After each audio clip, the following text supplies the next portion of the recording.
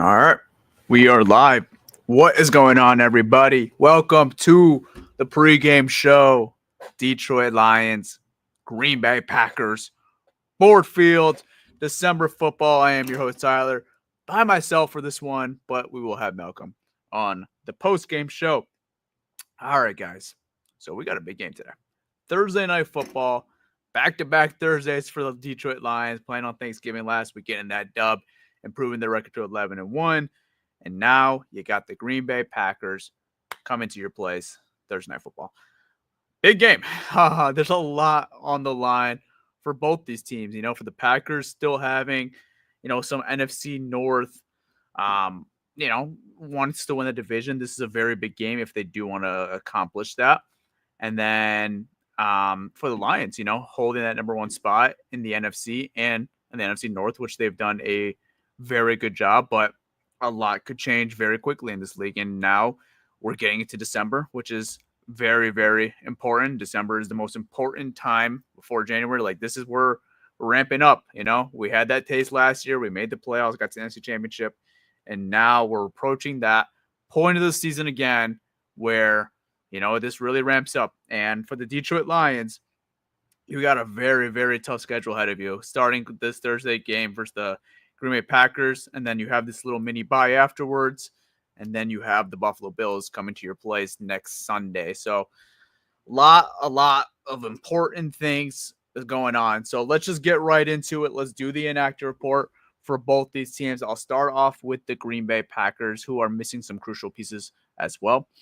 So let's start off with cornerback Jaheir Alexander. He is inactive for this game. We got cornerback Corey Ballantyne inactive for this game. We got linebacker Edgerrin Cooper, who's inactive for this game. We got offensive lineman Jacob Monk, and we got wide receiver Romeo Dobbs. So Packers pretty banged up, got some injuries.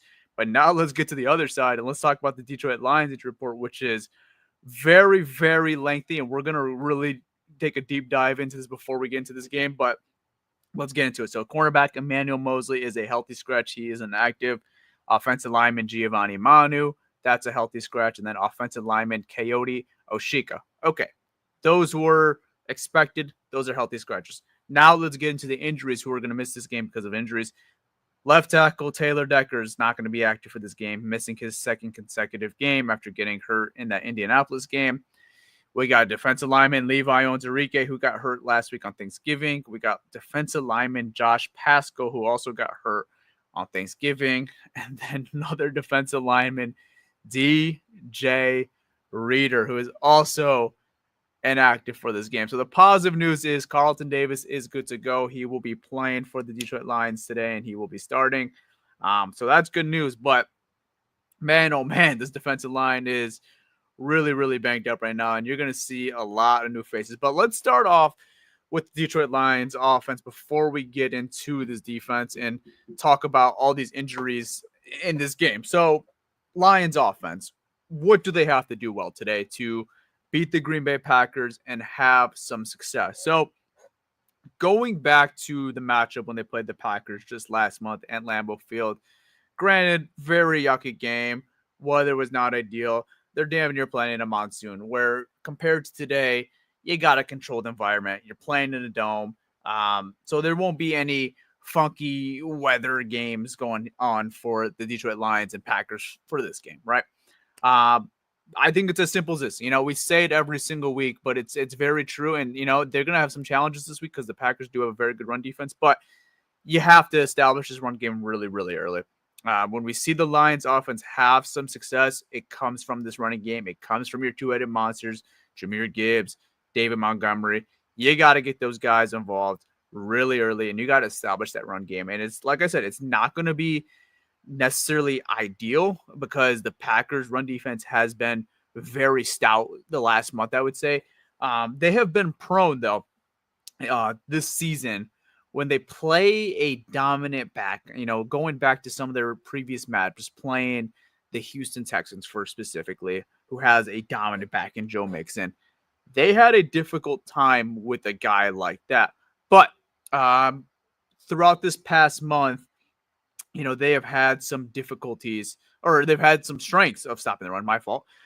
They've done a very good job with the Miami Dolphins last Thanksgiving, stopping Devon Achane and Raheem Mostert, and they did a very good job a couple weeks ago playing the San Francisco 49ers with Christian McCaffrey and Jordan Mason, who's also been balling this year. So the Lions' run game is going to have some challenges, but hey, what we've seen from this Detroit Lions offense all season long, there has not been a single team yet. They haven't proved it yet this year that they can completely take out the Detroit Lions running game. Now, we've seen in spurts where they can maybe take out a Jahmyr Gibbs out of the game plan, but then the Lions go heavy to David Montgomery, and then vice versa. We've seen teams take out David Montgomery, and then the Lions just lean on Jahmyr Gibbs a little bit more. So for the Packers side, yes, you have been very, very good. It's been very, very impressive what you've done to stop the run game this past month.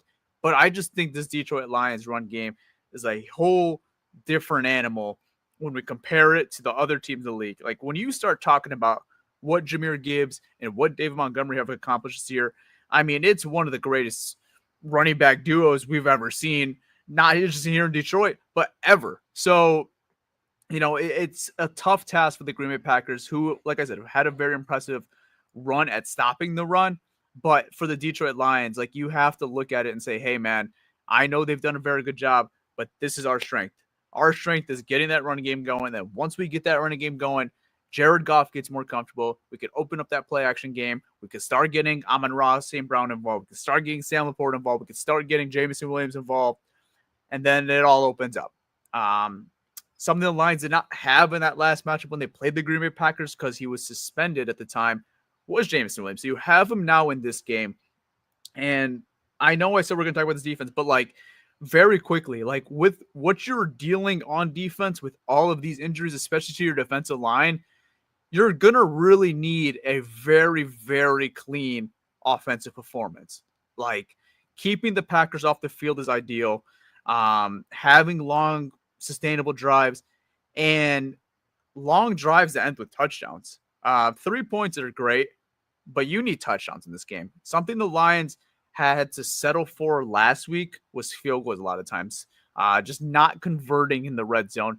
This is going to have to be one of those games where you can't really settle for field goals. I think this is a game where you're going to have to really punch the Green Bay Packers, have long drives, and just score the ball in the end zone. You have to be very efficient on offense for what you're dealing on the defensive side of the ball with all these injuries. That is the most ideal way I look at it, where the Detroit Lions have a chance in winning this football game. So long, sustainable drives, getting that running game going, and just eating that clock. A game I would love to see is, if you guys remember last year when we played the Minnesota Vikings, right? What week was that? Week 16, I want to say. I think it was week 16. The game where they clinched NFC North on Christmas Eve, right? That's the type of game I want to see from the Detroit Lions today. Long, sustainable drives. Obviously, you're not going to have an 8-minute drive every single time. That's just not a realistic expectation. But if you could have those long drives where you're just eating apart from that defense and giving your defense a breather, and just keeping them on the field as much as possible, I think that's the most ideal game plan for the Detroit Lions. So getting that running game going, get that passing game going. But it all starts, like I said, you have to get that running game going. But another week with no Taylor Decker. It looks like it's going to be the same alignment that they had last week on their offensive line, where they keep everything normal and you just throw Dan Skipper at left tackle. And, I got to admit, I thought coming into the season, if one of these tackles were to miss a couple games or go out at any point, I thought it would be a very big weakness for this Detroit Lions offense. But honestly, kudos to Dan Skipper. I feel for the most part, when called upon, he had to start in that Texans game, and then he had to start last week versus the Chicago Bears. It's obviously not Taylor Decker, and you're not expecting to get that when you're throwing in a backup. But for the most part, I think we could all agree is Dan Skipper has been a lot better than expected. I think that was a big issue coming to the season, was who is this swing tackle, or who's the backup tackle if one of these guys ever have to miss a game or miss a couple snaps or whatever, right? Who is going to be the guy to step up? And I don't think a lot of people really expected Dan Skipper to be that guy. At least I didn't, right? Maybe I'm out of the loop, but I don't know. He's been solid, right? Solid for the role that he's been in. So, I'm not too concerned there. The Packers pass rush could give us some issues, and they've been better, surprisingly, since they traded Preston Smith at the deadline, which was a bit of a head scratching move from the NFL world, right? When you saw Preston Smith get traded for a team that is competing right now and having success right now, but they've actually been better, which is weird to say. They've been better since they've traded Preston Smith with their pass rush, going to more of their younger guys like Rashawn Gary, former Michigan Wolverine. Lucas Van Ness has been balling too. So, it could provide some potential struggles for this Detroit Lions offense when you don't have your left tackle and you're calling on Dan Skipper to hold these guys down. But I like I said, for the most part, I feel pretty comfortable there. So Lions offense has the ball today. This is going to have to be one of those games where Ben Johnson has to get very, very creative and get deep in his bag. And like I said, just keep that Green Bay Packers offense off the field. So, okay. We got Malcolm in here. Yep. Europe, FTP. Yep. It is FTP. All right. Let's switch gears to the other side of the ball now. Let's talk about this Lions defense. You could say new Lions defense with all these new pieces. So the secondary obviously staying intact. You got Carlton Davis coming back this week, which is really, really big. We had to rely on Kindle Vildor the last 2 games to step in at starting corner. And obviously the first game wasn't very ideal with the Colts game, but I thought he played better in that last matchup versus the Chicago Bears. But now we don't have to worry about that. You got your 2 starting corners, Carlton Davis, Terran Arnold taking the outside spot, and then you could have Amik Robinson slot right back into that nickel cornerback spot, and everything is great there. Safeties are great. You got Brian Branch. Hopefully he doesn't get suspended this game or get ejected, I should say. And you got Kirby Joseph, who I know is ready to play today. I don't know if you guys saw this. But this kind of irked me a little bit. This kind of ticked me off a little bit. Looking at X earlier in the week, I see tight end Tucker Kraft from the Green Bay Packers. I should pull up the quote. Let me pull that up really quickly. I should have had that prepared. But for the most part, I got it right here. Hold up. This is what Tucker Kraft had to say about our guy, Kirby Joseph. He's taken some of my brothers out of the game. And I think about that too. So if I get the chance to get my hands on him, playing football. Tucker Kraft, who the hell do you think you are? If you are a betting man, hop on FanDuel, hop on Caesars, hop on DraftKings, wherever you bet the under on Tucker Kraft. I'm telling you right now, that Lions secondary, they saw that. They haven't reacted or anything from it, but I know they saw that. I know they've seen that. Kirby Joseph, I'm not saying he's going to injure Tucker Kraft, but they are going to lock his ass up today. I did not appreciate that from Tucker Kraft. The Green Bay Packers have been talking a lot of smack. You got from Xavier McKinney saying he doesn't care about Amon-Ra St. Brown.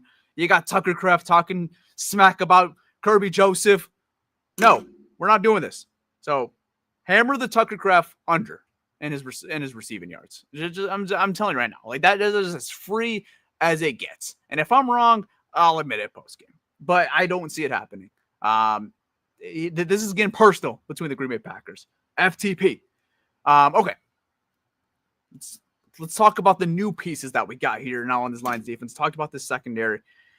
Let's talk about some of these new pieces. And some of these names you're going to recognize. You just probably haven't heard them in a good while. So heading to this Lions defense. So we talked about in our pregame show that we did on Tuesday and we released yesterday, right? So let me pull up the exact tweet. So the Lions placed some guys on IR, right? I don't have to go over that, right? They placed Rodrigo, Mekhi Wingo is on IR. Let's bring up some of the names the Lions now have on their roster and who are going to be playing in this game today. So we're going to start off with defensive lineman Jonah Williams. The Lions signed Jonah Williams from the Los Angeles Rams practice squad. And then this is where it gets fun. This is where it gets really fun. The Lions have signed linebacker Quan Alexander from the Denver Broncos practice squad. Like, yes, the Quan Alexander, like who was in Tampa Bay and was an absolute beast, right? He is now in the Detroit Lions in 2024, which is absolutely crazy. And this one is the most crazy one to me out of all of them.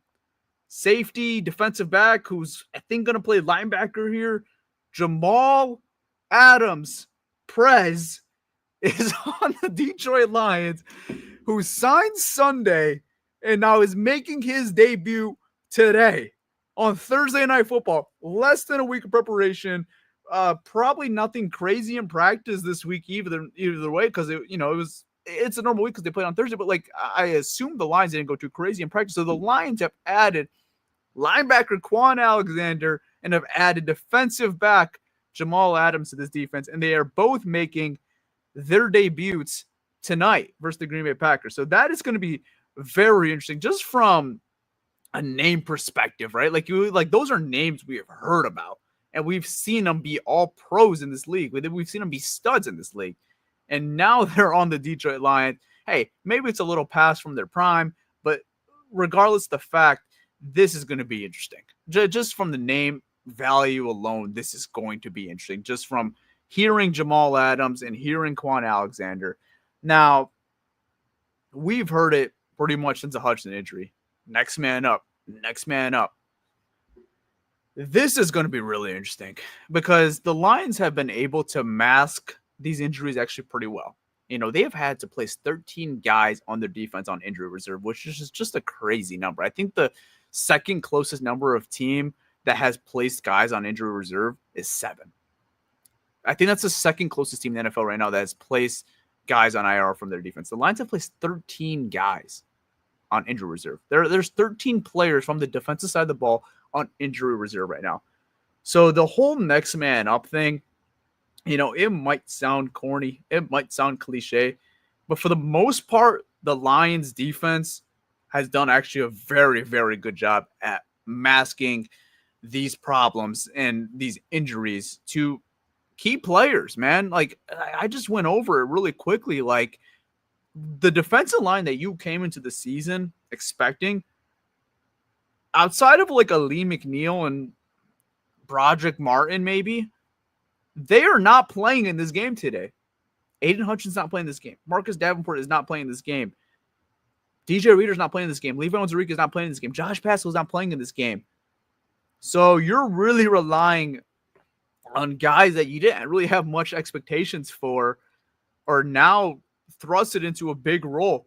And it's going to be really, really interesting to see how Aaron Glenn gets creative. And this is a game where he has to get really creative. I mean, you're playing a really good offense that has some sneaky, really good pieces. And this is as important as a game as it gets.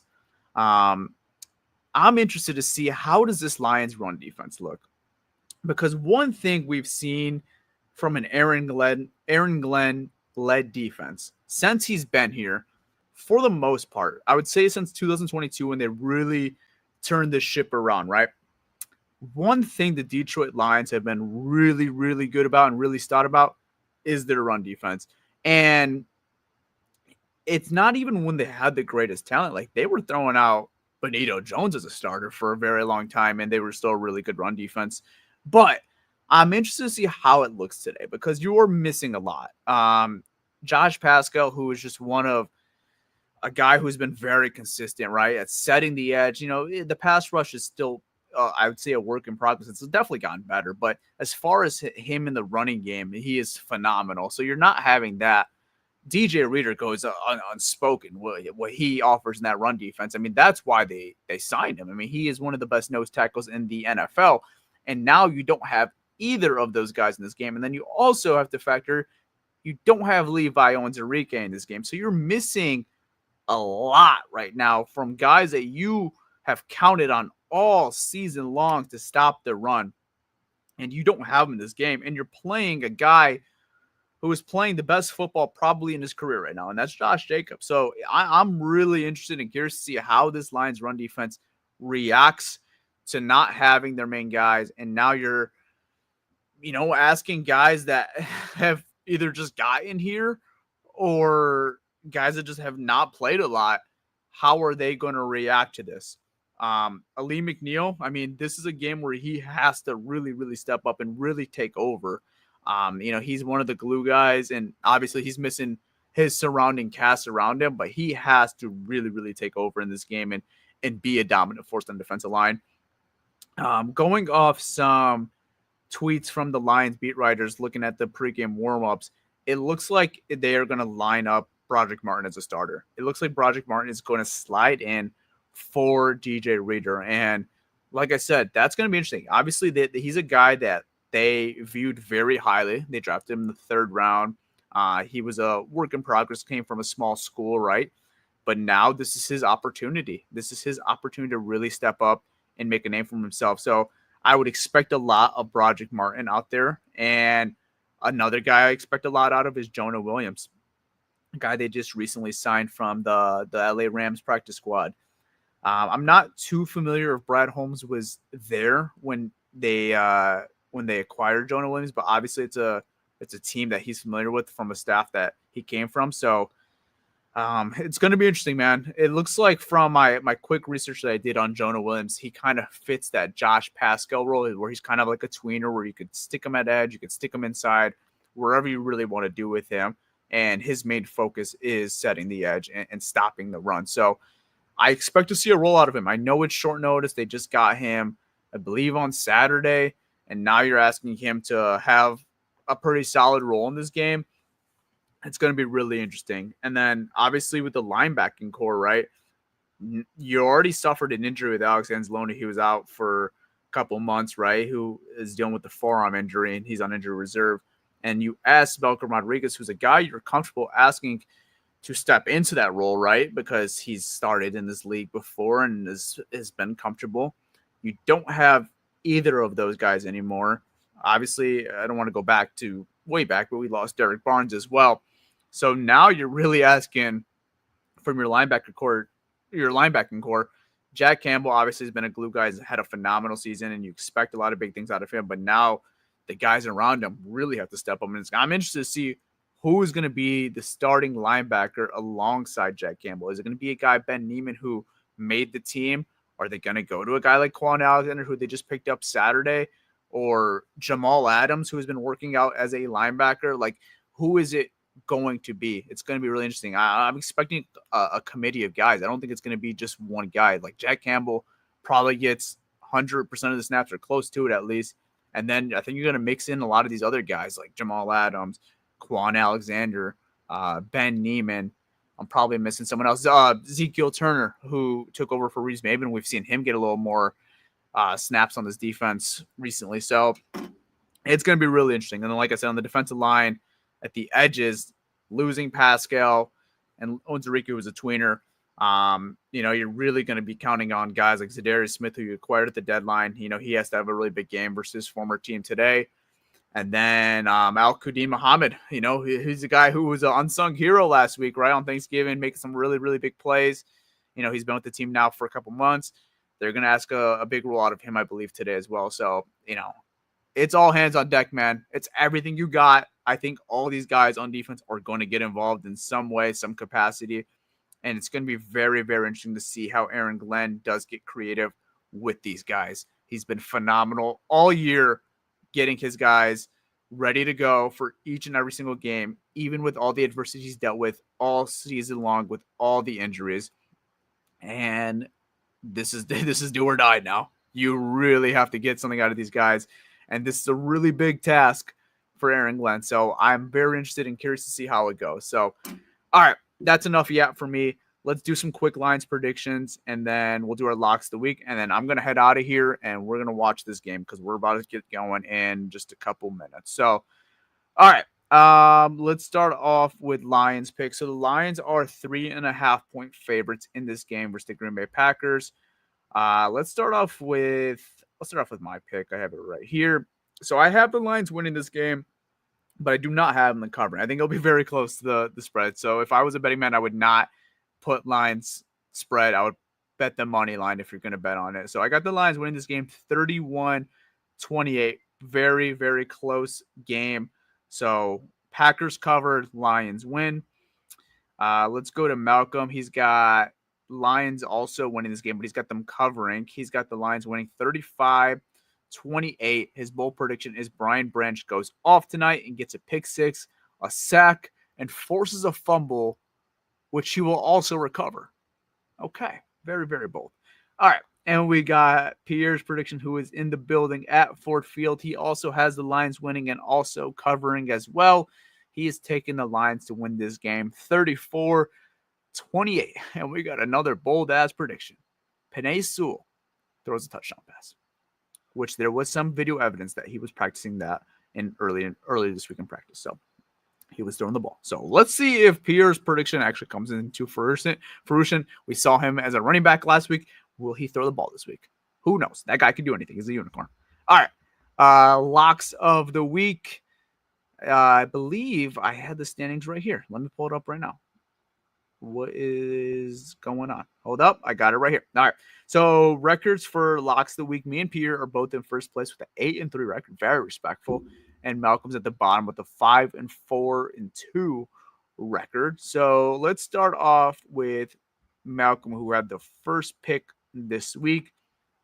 He is taking the Miami Dolphins -5.5 over the New York Jets. So that is his lock of the week.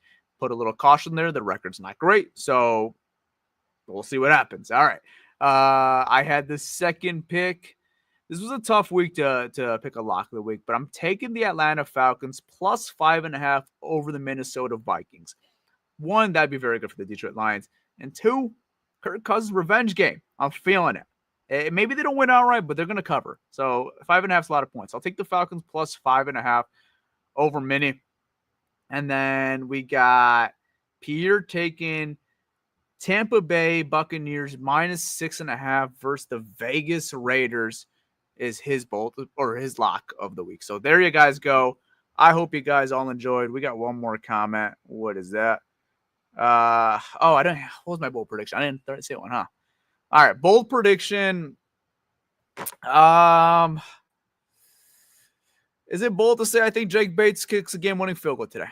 Game-winning field goal, and I'll make it even a little bit bold, a little bit more bold. We are going to get a strip sack to recover this ball. We're going to get in field goal range. It's going to be a tie game, 28-28. Switch it. Zadarius Smith versus his former team is going to get a strip sack. Lions will be in field goal range. Jake Bates, game-winning field goal. We're going to celebrate post game. How does that sound? All right. Hope you guys all enjoyed. I will see you guys post game. Malcolm will be with us post game. Hopefully, celebrating the Lions victory. Love you guys so much. Thank you guys for joining us. 88 people. For a last minute thing, I appreciate you guys so much. Let's go win this game. FTP. Fuck the Packers. I'll see you guys later. Peace.